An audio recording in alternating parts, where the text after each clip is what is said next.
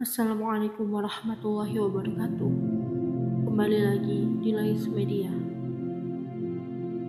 Kali ini kita akan membahas tentang runtuhnya Daulah Bani Umayyah.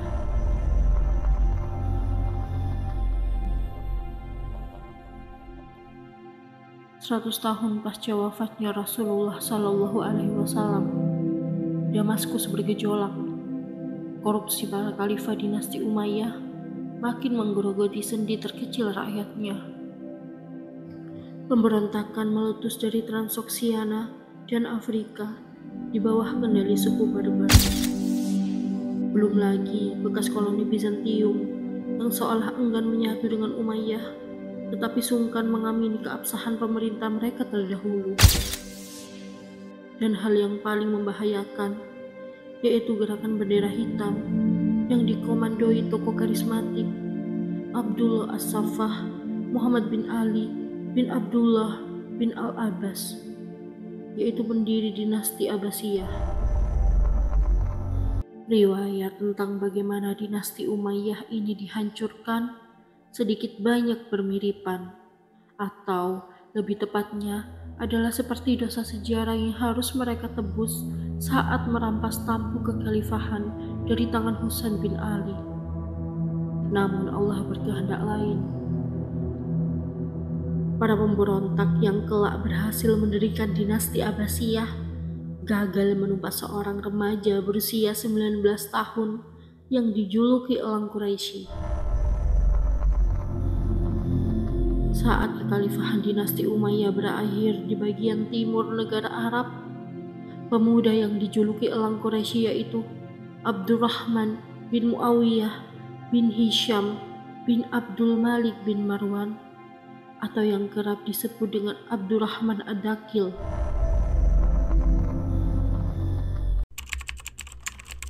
Abdurrahman Ad-Dakil berhasil lari dari Damaskus, mengarungi gurun Syria menuju Palestina.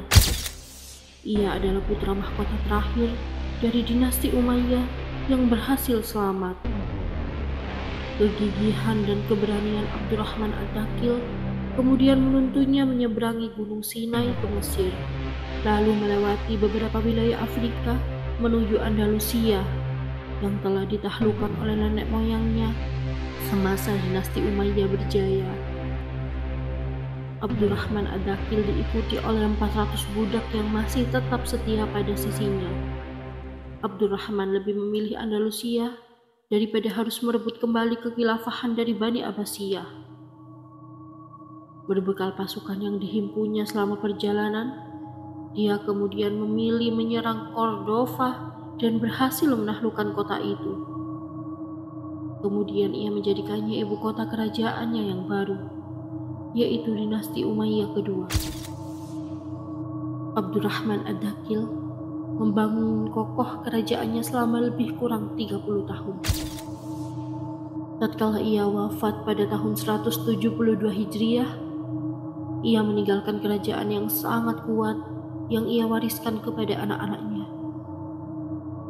Setelah ia meninggal dunia, kekuasaan digantikan oleh anaknya yang bernama Hisham, kemudian Abdurrahman II, hingga sampai kepada Abdurrahman III yang bergelar An-Nasir.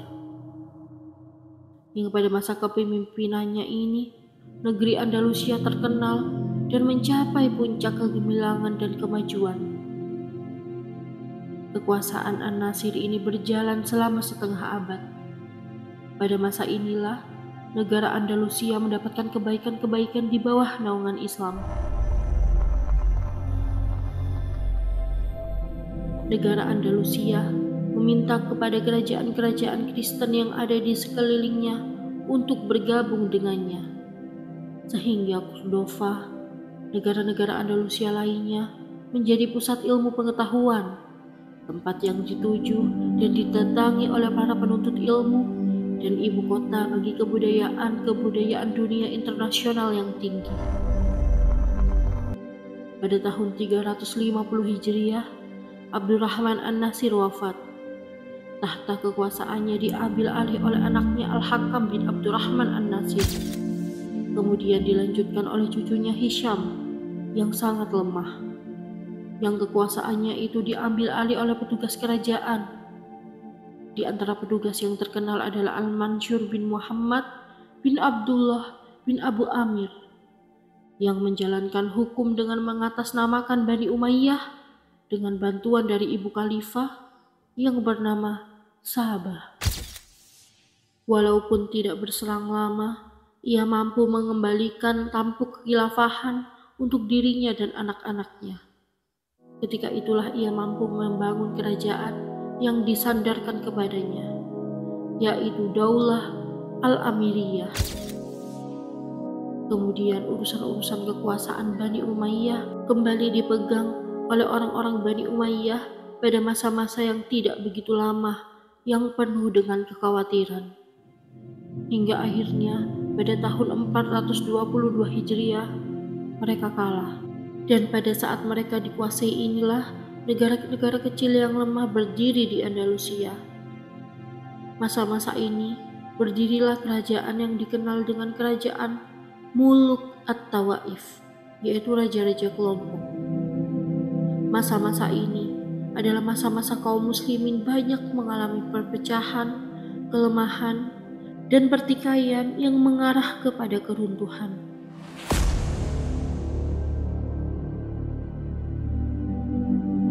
Ada dua hal yang begitu jelas yang menyebabkan runtuhnya Bani Umayyah di Andalusia.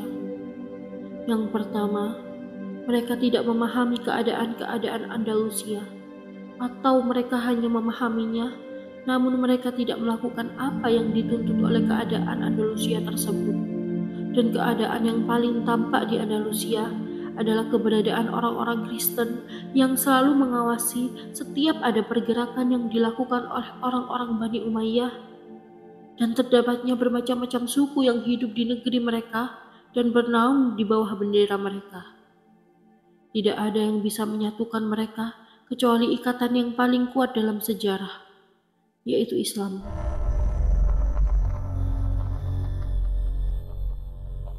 Tidak ada satu solusi peradaban pun yang mampu untuk menghadang keadaan ini kecuali hanya dengan mendalami keislaman dan memperbarui semangat keislaman dari waktu ke waktu, yaitu dengan melakukan gerakan jihad terhadap kerajaan-kerajaan Nasrani yang terlalu berambisi.